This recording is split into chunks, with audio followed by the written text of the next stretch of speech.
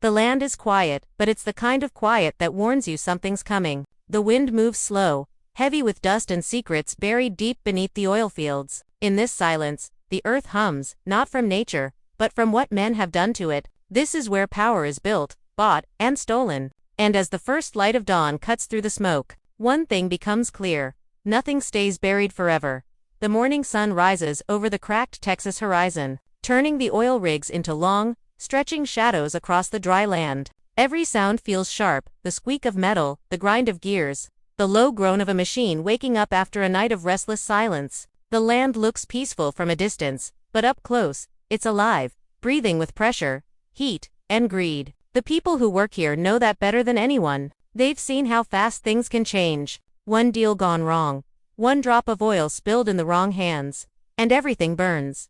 The air smells of dust and diesel, the kind that clings to your throat and never leaves. The fields are endless, stretching farther than the eye can see, broken only by the sharp lines of pipelines and trucks rolling across the dirt. Every man here has a story, some written in sweat, others in blood, and they all lead back to the same thing. The land. It's not just dirt or rock. It's something deeper, a living force that demands respect. The old-timers say the land keeps score. It remembers every lie, every deal, every promise made and broken. The people who came before left their mark here, not just in the oil wells, but in the stories that echo through the dust. Some say the land curses those who take too much. Others say it rewards the ones who bleed for it. Either way, it always takes something back. And now, after a season of chaos and betrayal, the land stirs again. The men who thought they could control it are about to find out. Power doesn't come without cost.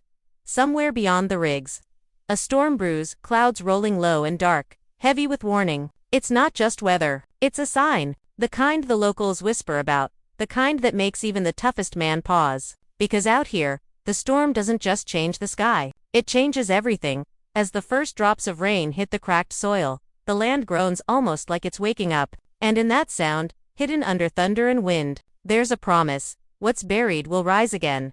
The rain falls harder now, hitting the dry earth like it's trying to wash something away, but some stains never fade. The storm rolls in thick and mean, swallowing the land in gray mist and thunder. For a moment, it feels like time itself has stopped, like the world's holding its breath, waiting for something to break. Then, from the dark horizon, memories start to crawl back, sharp, painful, and heavy with unfinished business. It's been months since the last deal went wrong, months since the betrayal that turned partners into enemies. The oil boom made everyone rich, but greed made them reckless. Promises were traded like bullets, and loyalty became just another price tag. Some people built empires out here, others were buried under them, but one truth never changed: nobody walks away clean. The storm flashes, and for a split second, the sky lights up, showing the scars left behind. Broken rigs, burned trucks, shattered glass, half buried in mud. It's not just wreckage, it's a graveyard of ambition. The sound of thunder blends with echoes from the past, arguments shouted across fields, engines roaring into the night, the sound of betrayal whispered under heavy rain, and through it all, one voice stands out, calm, deep, and dangerous. You think you can take what's mine? That line still burns in the memory of those who heard it. No one forgets that night. The oil fields lit up like fire pits, smoke climbing into the black sky. The land was alive that night, alive and angry. It swallowed everything, every ounce of trust and mercy, leaving only fear behind now. Months later, the men who survived are scattered, some hiding, some planning, all waiting. The land has gone quiet again, but it's the wrong kind of quiet. Beneath the surface, something is moving, power shifting hands. Old grudges being rekindled, secrets whispered between the cracks of broken pipelines. Deals are being made in shadows, new faces are showing up, chasing the same dream that's destroyed so many before them. But there's one man they still talk about. The one who walked away when everyone else fell. No one knows where he went, but his name still echoes like a warning. He was smart, cold, and patient. The kind who doesn't forget and doesn't forgive. They say he's coming back, not for money, not for oil, but for justice, his kind of justice. The kind that doesn't end with a handshake, but with fire. The rain begins to fade, leaving the ground slick and glistening under the low light. Steam rises off the black mud, curling around the wheels of parked trucks and the boots of men who know better than to talk too loud. They look over their shoulders, sensing that the peace won't last. Out here, it never does. Somewhere in the distance, an engine starts. A slow, heavy rumble that grows louder, Closer. The headlights cut through the fog, slicing across the road like knives. The storm might be passing, but a new one is coming, built not of wind and rain, but of revenge and ambition, the kind that tears everything apart and leaves nothing standing. And as the engine fades into the distance, a single question hangs in the air, one that no one wants to answer out loud. How much more can the land take before it takes back everything? The camera would linger on the empty fields, on the silence after the storm, on the land that looks peaceful again but feels dangerous alive, watching, remembering, because out here, in this corner of Texas where oil means power and power means survival, nothing ever truly ends. It just waits for the next reckoning. The storm has passed, but the air still trembles, thick with heat, smoke, and something unspoken. Morning comes slow, dragging itself across the fields like a wounded animal. The sun is hidden behind a sheet of pale clouds, and the world feels different now, quieter, but sharper. The rain may have stopped, yet the ground is restless, soaked in secrets that refuse to stay buried. Out here, silence doesn't mean peace. It means something's coming. By noon, the oil fields hum again, machines groaning, drills whining, men shouting over the noise. Life goes on, or at least, it tries to. The workers move like ghosts, heads down, eyes wary. They've heard the stories. They know that every rig out here is built on someone's broken promise. Every drop of oil that comes up carries the weight of a deal that went wrong, a lie told, a trust broken. The land might be rich, but it's cursed with memory.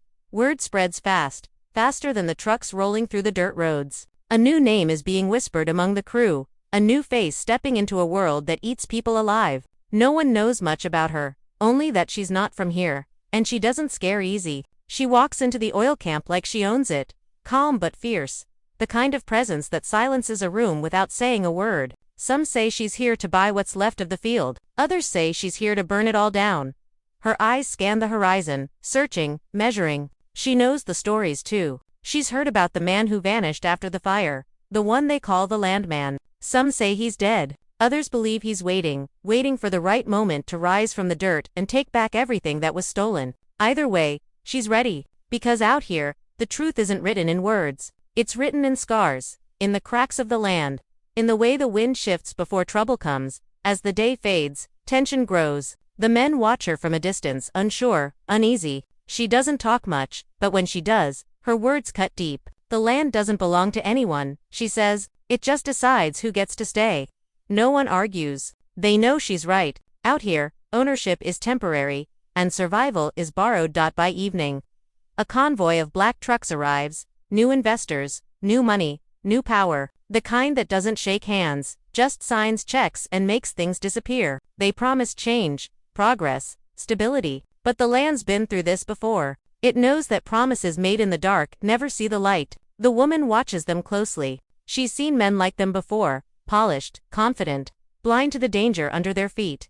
As the sun drops behind the hills, the air grows still, the rigs slow, the engines die, and the fields fall into an uneasy silence. Somewhere out in the distance, a single light flickers faint, then strong, like a signal. The woman turns her head toward it, eyes narrowing. That's when she knows the Landman is still out there, watching, waiting. Night takes over. The wind changes direction, carrying the scent of oil, smoke, and rain. Dogs bark in the distance, and the ground vibrates with something deeper than machinery, the kind of vibration that feels alive. The land isn't done yet, it's just shifting sides. The woman stands at the edge of the field, staring into the darkness. Somewhere beyond those lights, a war is about to begin again, not over land, but over power, revenge, and redemption.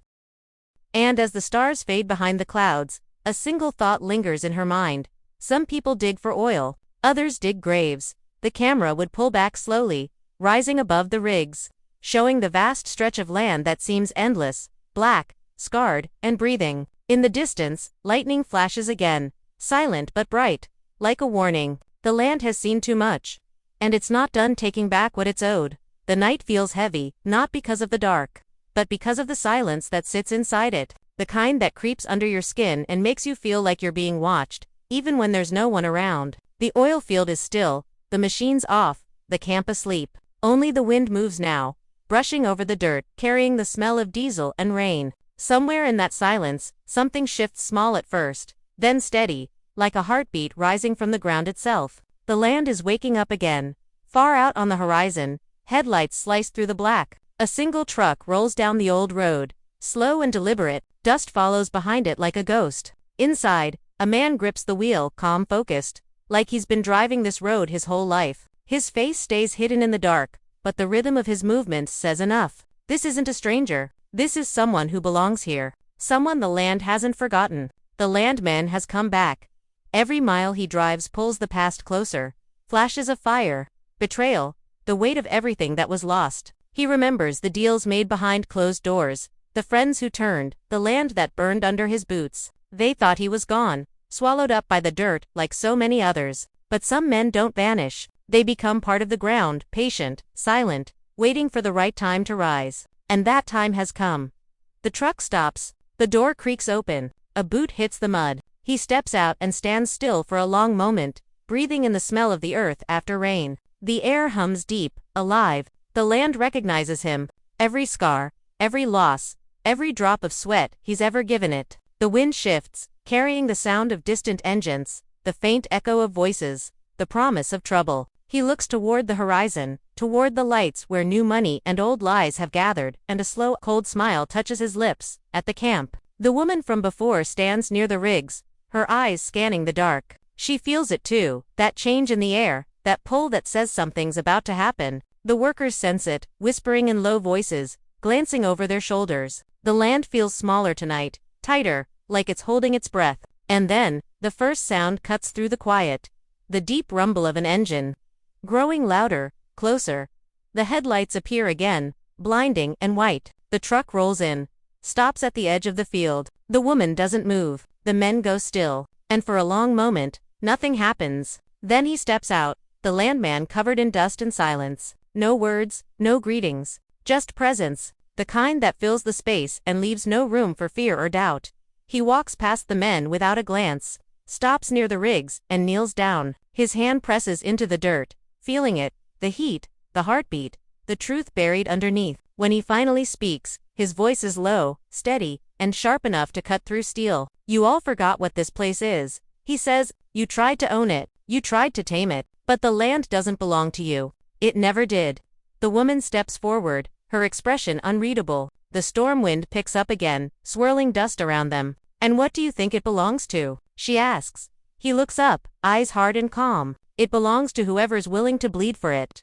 Silence, again, deep, tense, electric. Then thunder cracks across the sky, shaking the ground beneath them. The rigs start to groan as the wind howls through the valley. The land answers, and it's angry. The lights flicker. The power cuts out. And in that darkness, only the sound of the storm remains, and the low rumble of something much bigger than any man can control.